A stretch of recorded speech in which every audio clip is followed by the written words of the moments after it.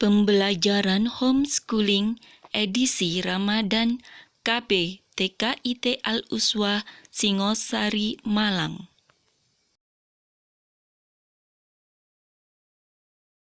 Assalamualaikum teman-teman, jumpa lagi, sehat selalu ya. Nah teman-teman, hari ini Bu Guru akan berkisah tentang seorang nabi yang bisa membelah lautan. Pastinya kalian sudah tahu siapa dia. Iya, benar, dia adalah Nabi Musa alaihi salam. Dan hayu langsung saja kita tonton bersama bagaimana kisah Nabi Musa alaihi salam. Selamat menyaksikan. Kisah Nabi Musa alaihi salam. Masa kelahiran sampai diasuh oleh Fir'aun. Kisah ini disebutkan dalam Al-Quran, surat Al-Qasas ayat 7 hingga ayat 13. Diceritakan bahwa saat Musa masih bayi, ibu Nabi Musa diperintahkan Allah Subhanahu wa Ta'ala untuk menghanyutkan bayinya ke Sungai Nil. Hingga akhirnya bayi Musa ditemukan oleh keluarga Fir'aun dan diangkat menjadi anak yang kelak saat dewasa menghancurkan kekuasaan Fir'aun. Musa lahir di Mesir pada masa pemerintahan Fir'aun. Fir'aun adalah raja yang sangat sombong dan semena-mena terhadap rakyatnya. Bahkan dia mengaku sebagai Tuhan. Penduduk Mesir sebagian besar adalah bangsa Kipti. Selain itu juga banyak dari kalangan Bani Israel. Bangsa Kipti menyembah berhala dan Fir'aun sebagai Tuhan mereka, serta mempercayai para peramal dan tukang sihir. Pada suatu hari, para peramal kepercayaan Fir'aun datang ke istana. Wahai Fir'aun, kami datang membawa kabar buruk untukmu. Cepat, katakan apa itu? Ramalan kami mengatakan bahwa tak lama lagi akan lahir seorang anak laki-laki dari Bani Israel yang kelak saat dewasa dia akan menjatuhkan kekuasaanmu. Apa maksud ucapan kalian? Kami melihat hal buruk menimpamu di masa akan datang. Sebaiknya kita bersiap-siap sebelum bayi laki-laki itu lahir. Fir'aun bersama para peramalnya mengadakan rapat. Muncul keputusan bahwa setiap wanita yang melahirkan bayi laki-laki pada tahun ini, maka bayinya harus dibunuh. Fir'aun telah menyiapkan algojo untuk membunuh para bayi laki-laki yang baru dilahirkan. Sementara itu, ibu Musa sangat khawatir jika anak yang dikandungnya adalah bayi laki-laki. Tibalah hari yang dinanti-nantikan. Ternyata bayi yang dilahirkan ibu Musa adalah bayi laki-laki. Perasaan ibu Musa campur aduk antara senang dan sedih. Pada saat itu, ia mendapatkan ilham dari Allah. Seperti yang disebutkan dalam Al-Quran, surat Al-Qasas ayat 7. Dan kami ilhamkan kepada ibu Musa, susuilah dia, dan apabila kamu khawatir terhadapnya, maka jatuhkanlah dia ke Sungai Nil. Dan janganlah kamu khawatir, dan janganlah pula bersedih hati, karena sesungguhnya kami akan mengembalikannya kepadamu dan menjadikannya salah seorang dari para rasul. Ya Allah, hamba titipkan anak ini padamu. Hamba mohon, jaga dan lindungi dia. Ibu Musa menyuruh kakak perempuan Musa untuk mengikuti kemana arah peti itu berlabuh. Ternyata peti itu sampai ke istana kerajaan Fir'aun dan ditemukan oleh istri Fir'aun. Wahai bayi laki-laki yang tampan, telah lama sekali aku menginginkan kehadiran seorang putra, dan sekarang kau hadir di hadapanku. Asia sangat senang dan membawa bayi Musa ke hadapan suaminya. Wahai suamiku tersayang, lihatlah apa yang aku bawa. Bayi siapa itu? Bayi laki-laki ini ditemukan para dayang di sekitar istana. Aku mohon padamu, angkatlah dia menjadi anak kita. Kau tidak sedang bercanda bukan? Bayi laki-laki? Apakah kau lupa akan peraturan yang telah aku buat? Wahai suamiku, jangan kau bunuh bayi ini. Melihat bayi ini, hatiku sangat bahagia. Ia adalah penghibur bagi kita, wahai suamiku. Itu bagimu, namun tidak bagiku. Setelah perdebatan yang cukup panjang, akhirnya hati Fir'aun luluh juga saat melihat bayi Musa. Asia sangat senang dan segera mencari ibu susu untuk bayi Musa. Wahai ratu, bayi ini tidak mau menyusu kepada ibu susu manapun. Sepertinya kami harus mencari ke pelosok negeri ini. Oh, baiklah kalau begitu. Laporkanlah padaku jika kalian menemukan wanita itu. Katakan padanya, aku akan berikan hadiah yang sangat banyak. Mendengar kabar tersebut, kakak perempuan Musa menawarkan ibunya kepada dayang istana untuk menyusui bayi laki-laki itu. Ketika para dayang sampai di rumah ibu Musa, ternyata bayi laki-laki itu mau menyusu dengan lahap. Tidak ada yang tahu bahwa sebenarnya wanita ini adalah ibu kandung bayi laki-laki itu. Esoknya, ibu Musa pergi ke istana. Aku sangat berterima kasih kepadamu, wahai ibu. Terimalah segala pemberianku ini sebagai hadiah. Dan aku mohon padamu, tinggallah di istana ini selama masa menyusui Musa. Wahai ratu, maaf sekali, saya tidak bisa tinggal di istana ini karena ada keluarga yang membutuhkan saya di rumah. Jika diperbolehkan, biarkan bayi ini saya bawa sampai masa persusuan berakhir. Oh, baiklah kalau begitu, tidak ada pilihan lain. Ibu Musa meninggalkan istana bersama bayi Musa dengan perasaan bahagia. Seperti yang disebutkan dalam Al-Quran, Surat Al-Qasas ayat 13. Maka kami kembalikan Musa kepada ibunya, supaya senang hatinya dan tidak berduka cita, dan supaya ia mengetahui bahwa janji Allah itu adalah benar. Tetapi kebanyakan manusia tidak mengetahuinya. Setelah masa menyusui Musa berakhir, ibu Musa menyerahkan Musa kecil ke tengah-tengah keluarga Fir'aun. Wahai suamiku, lihatlah Musa. Lucu sekali dia. Tidakkah kau ingin menggendongnya? Bawa kemari anak itu. Fir'aun menggendong Musa kecil di pelukannya. Lalu Musa menarik jenggot Fir'aun sampai tercabut dan berdarah. Seketika itu Fir'aun melepaskan Musa dari pelukannya. Dasar anak nakal. Aku yakin anak ini yang akan menjatuhkan kekuasaanku kelak. Oh, sabarlah wahai suamiku. Dia hanya anak-anak. Wahai pengawal, siapkan pedang yang tajam. Besok akan aku bunuh anak ini.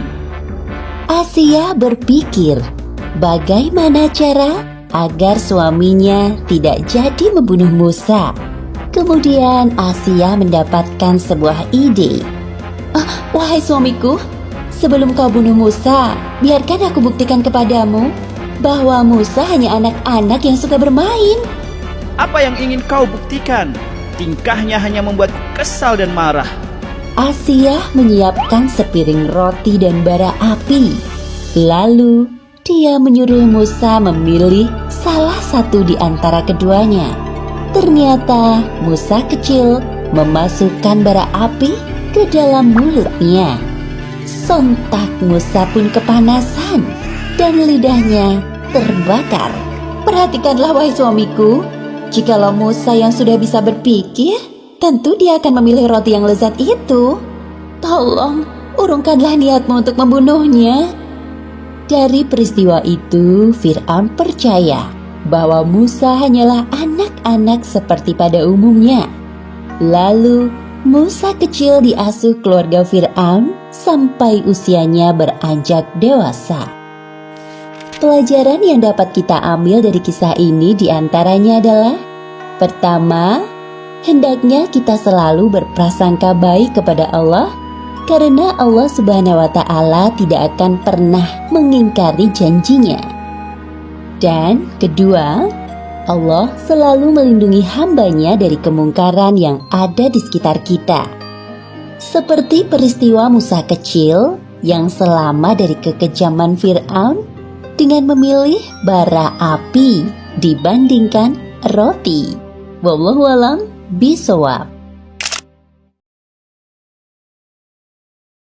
Nah, teman-teman, itu tadi kisah Nabi Musa ketika masih kecil. Lalu bagaimana kisah selanjutnya? Kita lihat yuk. Kisah Nabi Musa alaihi salam diangkat menjadi nabi dan rasul. Kisah ini disebutkan dalam Al-Quran, surat Toha ayat 11 hingga 41. Diceritakan bahwa dalam perjalanannya dari Madian menuju Mesir, Musa berkesempatan untuk berbicara langsung dengan Allah Subhanahu wa Ta'ala di lembah suci Tua. Pada saat itulah Musa diangkat menjadi nabi sekaligus rasul oleh Allah Subhanahu wa Ta'ala. Kurang lebih 10 tahun lamanya Musa hidup di Madian setelah menyelesaikan kesepakatan dan tugas dari ayah mertuanya. Musa beserta keluarganya pergi ke Mesir. Tibalah mereka di sebuah lereng gunung. Langit tampak semakin gelap dan udara terasa dingin. Musa berusaha menghidupkan api untuk penerangan dan penghangat badan. Namun api sulit menyala. Berkali-kali mencoba, hasilnya tetap sama. Tunggulah kalian di sini. Aku melihat cahaya di sebelah sana. Barangkali itu nyala api yang dapat menghangatkan tubuh kita. Baiklah wahai suamiku, kami akan menunggumu di sini. Kemudian Musa menuju arah cahaya yang nampak di kejauhan. Ternyata benar, ada nyala api besar dari sebatang pohon. Tiba-tiba terdengar suara memanggil namanya. Dialah Allah Subhanahu wa Ta'ala. Allah Subhanahu wa Ta'ala memerintahkan Musa untuk melepaskan sandalnya, karena ia sekarang berada di lembah yang suci Tua. Saat itulah Allah mengangkat Musa sebagai nabi dan rasul. Kemudian Allah menurunkan wahyu kepada Nabi Musa, seperti yang disebutkan dalam Al-Quran, surat Toha ayat 13 hingga 14. Dan aku telah memilih engkau, maka dengarkanlah apa yang akan diwahyukan kepadamu. Sungguh, aku ini Allah, tidak ada Tuhan selain aku.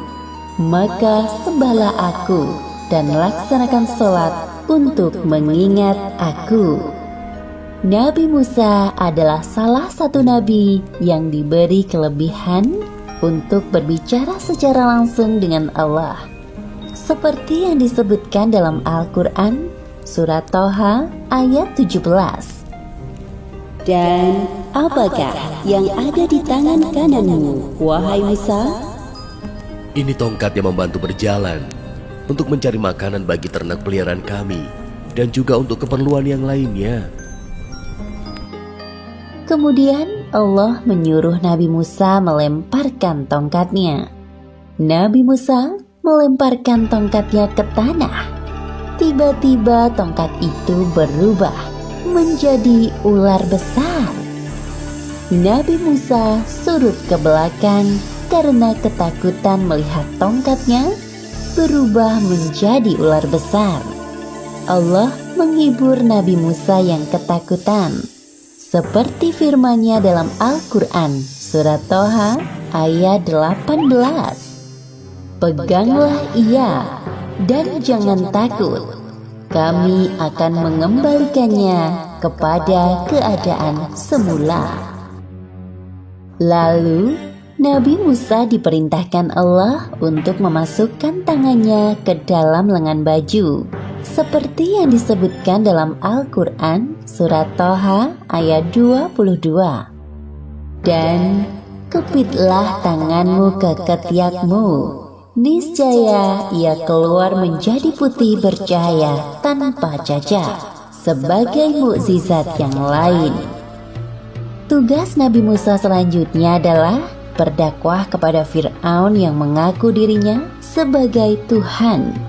Beliau merasa takut karena dulu secara tidak sengaja pernah membunuh seorang Kipti, penduduk asli Mesir, yang menyebabkannya melarikan diri kematian.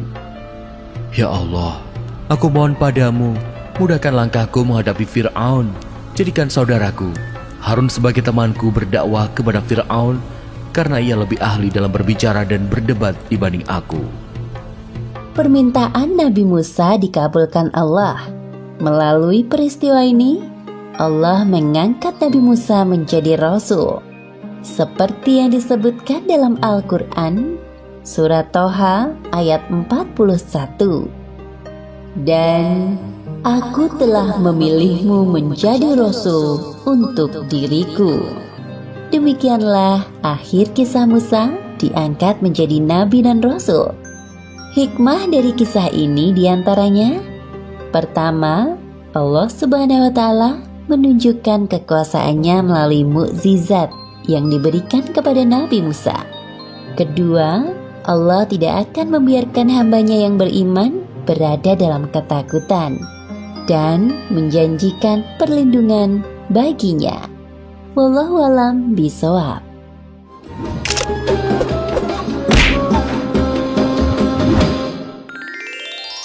Kisah Nabi Musa alaihi salam. Azab bagi Fir'aun dan kaumnya. Kisah ini disebutkan di Al-Quran surat Al-A'raf ayat 127 hingga 135. Setelah Nabi Musa mengalahkan ahli sihir Fir'aun sampai mereka bertaubat, tidak lantas menjadikan Fir'aun beriman kepada Allah. Fir'aun semakin bertindak sewenang-wenang terhadap Bani Israel, sampai Allah Subhanahu wa Ta'ala menurunkan azab kepada Fir'aun dan kaumnya. Nabi Musa tak henti-hentinya berdakwah kepada Fir'aun dan kaumnya agar mau beriman kepada Allah. Namun Fir'aun dan kaumnya tetap sombong dan tidak mau beriman kepada Allah. Hanya Bani Israel yang menjadi pengikut Nabi Musa. Wahai Fir'aun, aku tidak meminta kekuasaan atau kekayaanmu sedikitpun. Aku hanya mengajakmu untuk beriman kepada Tuhan Allah. Wahai Musa, akulah Tuhanmu yang sebenarnya. Seharusnya engkau yang beriman kepadaku. Hari demi hari, penderitaan kaum Bani Israel semakin berat. Mereka dijadikan budak dan pekerja kasar tanpa upah. Setiap orang yang berani melawan perintah Fir'aun atau tidak mau menyembahnya akan dihukum mati, termasuk membunuh anak laki-laki dari kaum Nabi Musa. Wahai Musa, kami sangat menderita hidup di Mesir ini. Bukankah engkau adalah utusan Allah? Mintalah kepadanya agar menghukum Fir'aun yang telah bertindak sewenang-wenang. Sabarlah wahai kaumku, sesungguhnya Allah tidak akan membiarkan hambanya terzolimi. Kemudian Allah menurunkan azab kepada Fir'aun dan kaumnya berupa kemarau panjang selama beberapa tahun. Seperti yang disebutkan dalam Al-Quran surat Al-A'raf ayat 130. Dan sungguh kami telah menghukum Fir'aun dan kaumnya dengan mendatangkan musim kemarau bertahun-tahun dan kekurangan buah-buahan agar mereka mengambil pelajaran.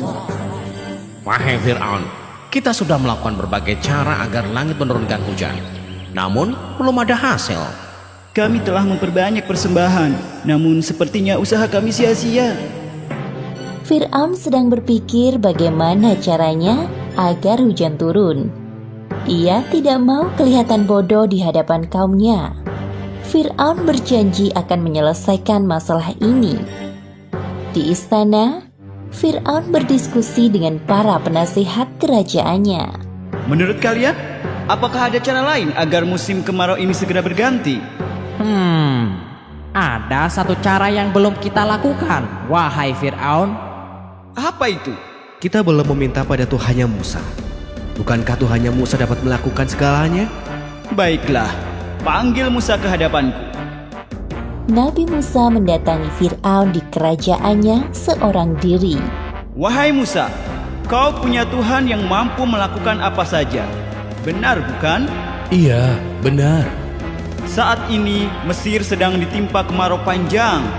Jika Tuhanmu dapat menurunkan hujan dari langit, maka aku akan beriman kepadanya. Benarkah yang kau ucapkan itu, wahai Fir'aun? Tentu, jika Tuhanmu dapat melakukan apa yang tidak bisa aku lakukan, aku akan beriman kepadanya. Semua orang yang ada di sini saksinya. Baiklah kalau begitu. Nabi Musa berdoa kepada Allah di hadapan Fir'aun dan para penasehat kerajaan. Ya Allah, Zat yang menahan hujan, turunkanlah hujan untuk masyarakat Mesir. Sebelum sampai Nabi Musa menurunkan tangannya, hujan turun dengan derasnya. Hujan? Ore! Itu suara hujan. Memang sudah sekarang saatnya hujan turun. Fir'aun mengingkari janjinya. Ia tidak memuji Allah, malah mengatakan hal yang kufur. Nabi Musa sangat kecewa dengan sikap Fir'aun dan kaumnya. Namun, beliau tidak patah semangat dalam berdakwah. Wahai kaumku, ketahuilah bahwa hanya ada satu Tuhan yang pantas disembah. Dia Allah SWT. Ikutlah denganku dan surga balasan keimanan kalian.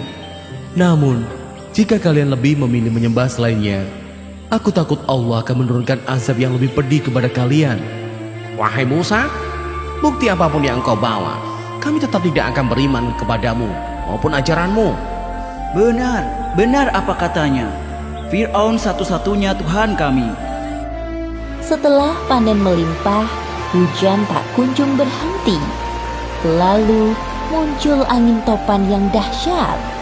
Sebagaimana disebutkan dalam Al-Quran surat Al-A'raf ayat 133. Maka kami kirimkan kepada mereka topan, belalang, kutu, katak dan darah. Air minum berubah menjadi darah sebagai bukti-bukti yang jelas. Tetapi mereka tetap menyombongkan diri dan mereka adalah kaum yang berdosa. Wahai Musa, mintalah kepada Tuhanmu agar Dia, Allah, menghentikan hujan ini. Kami berjanji akan beriman kepada Tuhanmu. Kemudian Nabi Musa berdoa kepada Allah dan hujan pun berhenti. Kemudian Allah juga menumbuhkan tanaman dan buah-buahan di kebun mereka. Namun ternyata mereka mengingkari janjinya. Inilah yang sesungguhnya kami inginkan. Beberapa hari berikutnya, Allah mengirimkan belalang di kebun-kebun mereka hingga semua tanamannya mati. Wahai Musa, sekali lagi kami mohon, mintalah kepada Allah agar mengusir belalang-belalang ini dari kebun kami. Maka kami akan beriman kepada Allah dan membiarkan Bani Israel pergi bersamamu. Kami bersungguh-sungguh. Nabi Musa kembali berdoa kepada Allah. Setelah Allah menghilangkan belalang di kebun mereka mengingkari janjinya lagi. Kejadian itu terulang sampai Allah menurunkan kutu-kutu pada hasil panen mereka. Katak-katak yang memenuhi rumah-rumah mereka hingga air yang berubah menjadi darah. Akibatnya, mereka hampir mati kehausan karena tidak minum. Setelah mereka putus asa, mereka menghadap Fir'aun. Wahai Fir'aun, lihatlah keadaan kami ini. Kami sungguh menderita karena ulah Musa. Ketahuilah bahwa ini semua adalah sihir Musa. Kemudian Fir'aun mendatangi Nabi Musa dan kembali melakukan tipu dayanya.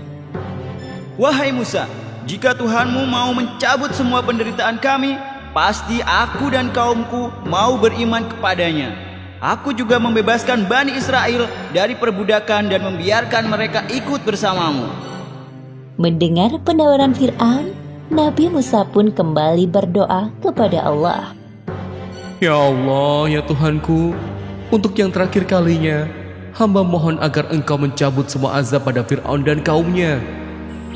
Dalam sekejap, Allah mengabulkan doa Nabi Musa. Namun malangnya, hal yang sama kembali terjadi. Fir'aun dan pengikutnya tidak bersungguh-sungguh bertaubat. Nabi Musa merasa sangat sedih karena usahanya selama ini sia-sia. Demikianlah akhir kisah azab bagi Fir'aun dan kaumnya.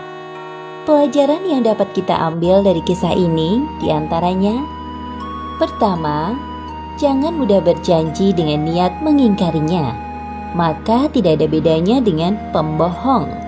Kedua, hendaknya kita bersungguh-sungguh saat bertaubat kepada Allah. Dan ketiga, Allah tidak menyukai hambanya yang memiliki sifat sombong, karena kesombongan akan mengantarkan diri ke neraka. Wallahu a'lam bishawab. Kisah Nabi Musa alaihi salam. Akhir pertarungan Nabi Musa dan Fir'aun. Kisah ini disebutkan beberapa kali di Al-Quran.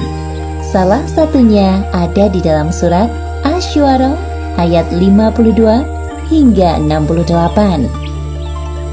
Setelah berkali-kali Fir'aun ingkar janji kepada Nabi Musa, maka Allah memerintahkan Nabi Musa dan Bani Israel agar segera meninggalkan Mesir.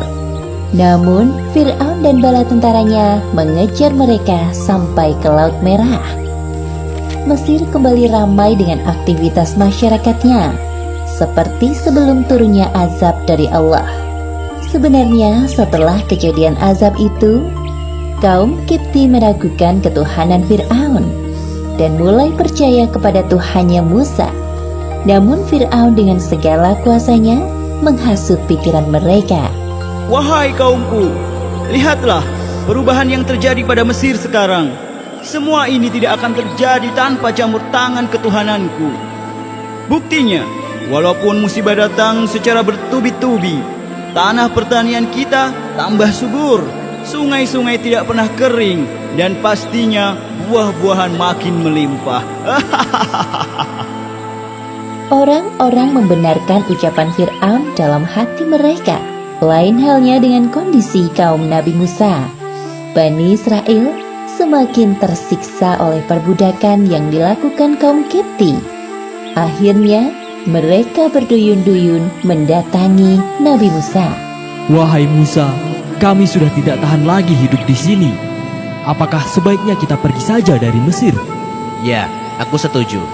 Kita pergi saja dari sini. Bersabarlah, wahai kaumku. Kemudian Nabi Musa berdoa kepada Allah agar diberikan solusi atas permasalahan kaumnya. Seperti yang disebutkan dalam Al-Quran surat Asy-Syu'ara ayat 52. Dan kami wahyukan, perintahkan kepada Musa, pergilah pada malam hari dengan hamba-hambaku Bani Israel, sebab pasti kamu akan dikejar. Malam harinya Nabi Musa dan Bani Israel pergi meninggalkan Mesir secara sembunyi-sembunyi. Waktu malam dipilih agar kepergian mereka tidak terlihat oleh kaum Kipti dan orang-orangnya Fir'aun.